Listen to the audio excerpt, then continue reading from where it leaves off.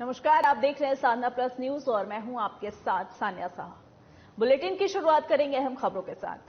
शिमला में राष्ट्रीय अध्यक्ष ने पुराने दिनों को याद कर अपने मित्रों से मुलाकात की है। बीजेपी के राष्ट्रीय अध्यक्ष जगत प्रकाश नड्डा आजकल 2 दिन के प्रवास पर हिमाचल के दौरे पर हैं। पोंटा साहिब में एक कार्यक्रम में भाग लेने के बाद वह कल शाम ही शिमला पहुंच गए थे। उन्होंने आज हिमाचल प्रदेश विश्वविद्यालय शिमला में आयोजित पूर्व विद्यार्थी वृहद समागम 2022 के कार्यक्रम में भाग लिए।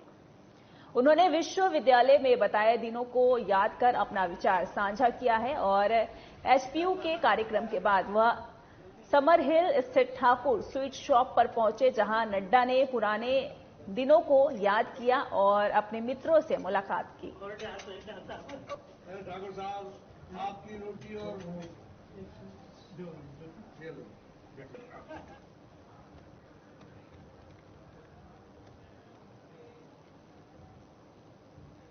और यहां रुकेंगे एक छोटे से ब्रेक के लिए, जल्द हाजिर होंगे।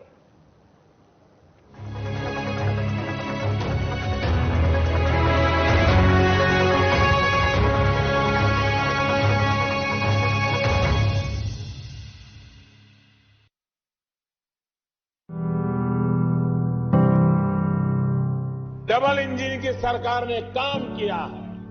पहले खाना बनाने के लिए लकड़ी के इंतजाम में हमारी बहनों का बहुत समय बीत जाता था। आज घर घर गैस सिलेंडर पहुंचा है।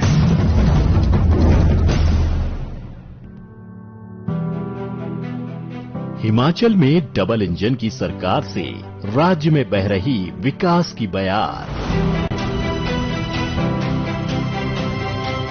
केंद्र और राज्य सरकारों के साझा प्रयासों से हिमाचल बना देश का पहला एलपीजी युक्त और धुआं मुक्त राज्य। प्रधानमंत्री नरेंद्र मोदी की प्रेरणा और मुख्यमंत्री जयराम ठाकुर के संवेदनशील नेतृत्व का नतीजा है कि हिमाचल की महिलाओं के जीवन स्तर में बड़ा सुधार आया है। पहले माता बहनों को जंगल से लकड़ी लाकर चूल्हे पर खाना बनाने में बड़ी मुश्किलों का सामना करना पड़ता था। चूल्हे का धुआं कई बीमारियों का कारण बनता था, लेकिन अब हिमाचल में हर घर की रसोई उज्ज्वला और मुख्यमंत्री गृहिणी योजना से जगमग है। सर, एक तो लकड़ियां नहीं मिलती हमारे यहाँ, दूर से लकड़ी लानी पड़ती थी, फिर चूल्हा जलाना पड़ता था जिसमें धुआं बहुत ज्यादा उठता है, जिससे कि हमें सांस लेने में भी दिक्कत होती है। मुख्यमंत्री गृहिणी योजना कहते जो स्कीम चलाई हुई है, इससे महिलाओं को बहुत उनकी बीमारियों से भी दूर रही है और खाना बनाने में भी उन्हें बहुत सहायता मिली है।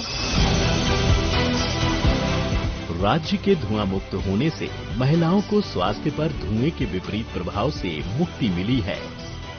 राज्य में जब प्रधानमंत्री उज्ज्वला शुरू हुई थी, तब कुछ परिवार इस योजना के दायरे में नहीं आए थे। ऐसे ही परिवारों को राहत देने के लिए जयराम सरकार ने 26 मई 2018 को मुख्यमंत्री गृहिणी सुविधा योजना शुरू की थी।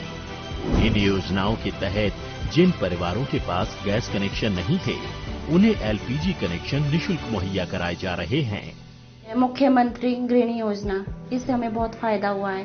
पहले जो है हम सर हीटर पे खाना बनाते थे तो उससे बिजली का बिल बहुत ज्यादा आता था। इससे हमारे जीवन में बहुत ज्यादा बदलाव आया है, जैसे कि हम आसानी से खाना बना सकते हैं। हम मुख्यमंत्री जी का बहुत बहुत धन्यवाद करते हैं, जिन्होंने की महिलाओं के बारे में इतना कुछ सोचा। देवभूमि को धुआं मुक्त बनाने के लिए केंद्र और राज्य सरकार की ओर से 151 करोड़ रुपए से अधिक की धनराशि खर्च की गई है। इनमें केंद्र सरकार की ओर से उज्ज्वला योजना के तहत 28.15 करोड़ रुपए की लागत से हिमाचल में 1,38,000 निःशुल्क घरेलू कनेक्शन दिए गए। वहीं राज्य सरकार ने करीब 129 करोड़ रुपए खर्च करके 3,32,000 परिवारों को निःशुल्क गैस कनेक्शन मुहैया कराए हैं। सरकार ने वर्ष 2021-22 में ही 17,919 से अधिक घरेलू गैस कनेक्शन दिए हैं। इन दोनों योजनाओं के तहत राज्य में 4,70,000 परिवारों को निःशुल्क रसोई गैस कनेक्शन जारी किए गए हैं। राज्य की ज्यादा से ज्यादा माताएं और बहनें इस सुविधा का लाभ उठाएं, इसके लिए ये दोनों योजनाएं 2022-23 में भी जारी रहेंगी। माताओं बहनों के चेहरों पर है मुस्कुराहट, गृहिणी सुविधा योजना खुशी लेकर आई है।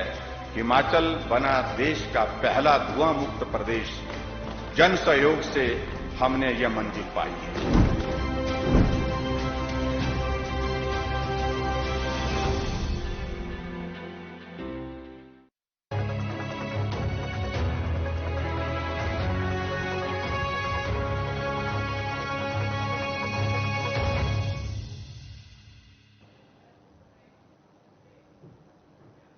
तो ब्रेक के बाद आप सभी का स्वागत है। चलिए बढ़ते खबरों की ओर।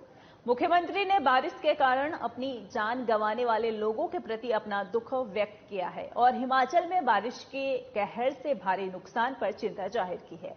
उन्होंने सभी जिलों के उपायुक्तों और अन्य संबंधित अधिकारियों को प्रभावित क्षेत्रों में तत्काल राहत, बचाव और पुनर्वास कार्य सुनिश्चित करने के निर्देश दिए हैं और लोगों से एहतियात बरतने की अपील की है। सीएम ने प्रदेश के विभिन्न हिस्सों में मूसलाधार बारिश के कारण जान माल के भारी नुकसान पर गहरी चिंता व्यक्त की है। उन्होंने सभी जिलों के उपायुक्तों और अन्य संबंधित अधिकारियों को प्रभावित क्षेत्रों में तत्काल राहत, बचाव और पुनर्वास कार्य सुनिश्चित करने के निर्देश दिए हैं। सीएम ने कहा कि पिछले 24 घंटे के दौरान राज्य में 1 दर्जन से ऊपर लोगों की मौत और लगभग 15 लोगों के लापता होने की सूचना मिली है। उन्होंने कहा कि एनडीआरएफ और राज्य की बचाव टीमों को राहत और बचाव कार्यों के लिए घटनास्थलों पर भेज दिया गया है। सभी घटनास्थलों पर राहत और बचाव कार्य युद्ध स्तर पर किए जा रहे हैं।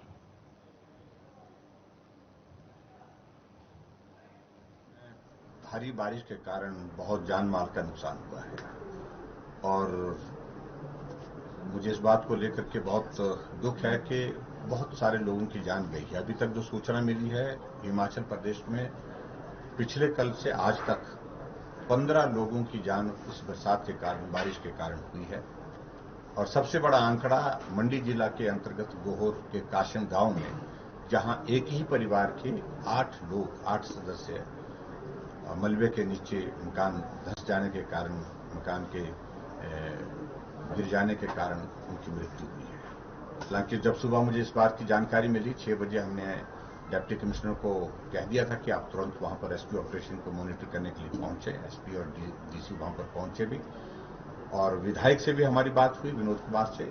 साथ में एनडीआरएफ की टीम को भी तुरंत हमने वहां पर भेज दिया था, लेकिन रास्ता कई जगह बंद था। रास्ता बंद होने के कारण पहुंचने में देर हुई और मुझे इस बात का दुख है कि उन 8 लोग जो उसमें मकान में गिरने के कारण जो है वो उसमें फंसे थे, उनको हम नहीं बचा पाए।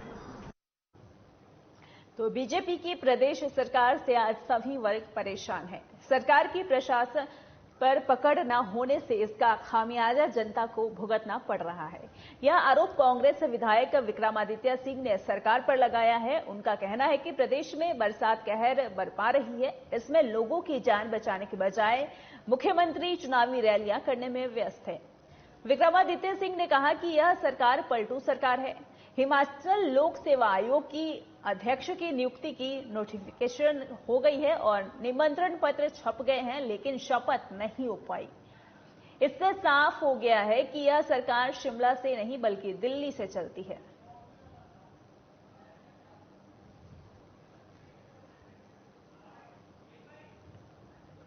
बारी बारी हमने कही कि मुख्यमंत्री जी का अपने प्रशासन के ऊपर, अपने अधिकारियों के ऊपर पकड़ नहीं है, कि ये एक कठपुतली वाली सरकार है जिसके धागे दिल्ली से, जयपुर से, नागपुर से चल रहे हैं। और इसका जीता जागता उदाहरण हमने पब्लिक सर्विस कमीशन की नियुक्ति में देखा है कि जिस तरीके से रातों रात नोटिफिकेशन होने के बावजूद जो है राजभवन से इन्विटेशन कार्ड छप जाने के बावजूद जो है इसको रातों रात विड्रॉ कर दिया जाता है। ये सरकार के मुंह के ऊपर एक करारा तमाचा है और ये इस चीज को दर्शाता है कि ये सरकार जो है ये शिमला से नहीं चलती, सचिवालय से नहीं चलती, ये दिल्ली से चलती है। ये बहुत दुर्भाग्यपूर्ण है और इसीलिए इस सरकार को बदलना और महत्वपूर्ण हो जाता है। और चीजें तो हैं, भ्रष्टाचार है, बेरोजगारी है, कर्मचारी विरोधी है, बागवान विरोधी है, मगर सबसे बड़ी बात यह है कि इस सरकार की पकड़ ही नहीं है।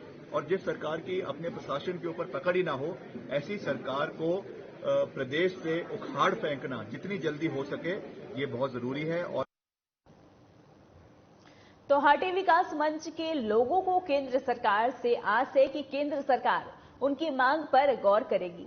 यह बात हाटी विकास मंच के मुख्य प्रवक्ता रमेश सिंगटा ने सोलन में आयोजित प्रेस कॉन्फ्रेंस के दौरान कही है। रमेश सिंगटा ने कहा कि कल रेणुका में 154 पंचायतों के लोगों की महाकुंभली होगी और जिसमें निर्णय लिया जाएगा कि आगे क्या करना है। उसके बाद केंद्र सरकार से बातचीत की जाएगी।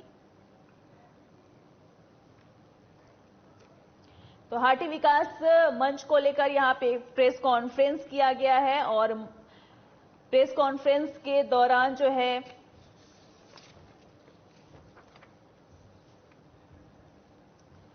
केंद्र सरकार उनकी मांगों पर गौर करेगी, ये कहा जा रहा है कि और हाटी विकास मंच के मुख्य प्रवक्ता रमेश सिंगटा ने सोलन में आयोजित प्रेस कॉन्फ्रेंस के दौरान ये बात कही है।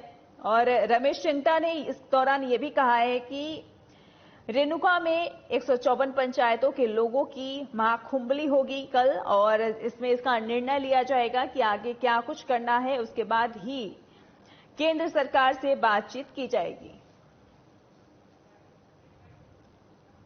रेणुका के भीतर हो रही है, जिसमें 154 पंचायत के लोग उसमें भाग लेंगे। हालांकि ये एरिया बेस्ड थी ये महाकुंभली, और हमें लगा कि आपसे बातचीत आपके माध्यम से हम सरकार को ये आग्रह करना चाहते हैं कि इस मुद्दे को, जो कि 154 पंचायतों से जुड़ा मसला है, 3 लाख लोगों से जुड़ा ये मसला है, और इसमें एक हाटी जो शब्द एक सेकुलर शब्द है, धर्मनिरपेक्ष जिसको या पंथ निरपेक्ष भी हम कहते हैं, वो एक शब्द है, और उसमें 14 जातियों की लड़ाई हम लोग लड़ रहे हैं। और हमें ये लगता है कि बिल्कुल एक निर्णायक मोड़ पर ये लड़ाई अब हम लड़ने जा रहे हैं, पहुंच गई है। और केंद्र सरकार से हमें ऐसा लगता है कि केंद्र सरकार हमें जल्द ही सिरमौर के लोगों को एक बड़ी सौगात देने वाली है। और आपके माध्यम से एक बात और कहना चाहते हैं, कुछ लोग ये जो ऐसी ताकतें हैं जो समाज को बांटने में विश्वास रखती है, हम लोग क्षेत्रीय भेदभाव में विश्वास नहीं रखते हैं, हम समानता में विश्वास रखते हैं।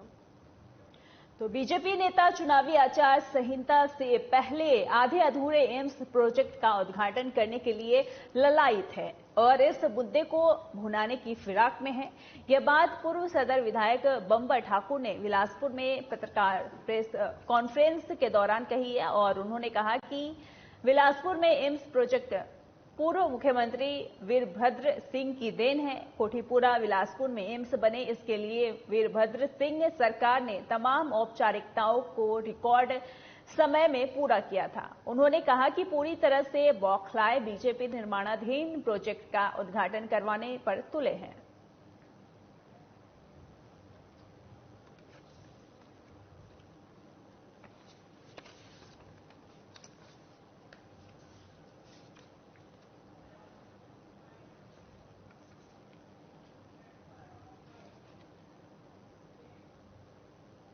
तो फिलहाल के लिए इस बुलेटिन में इतना ही। बने रहे हमारे साथ। नमस्कार।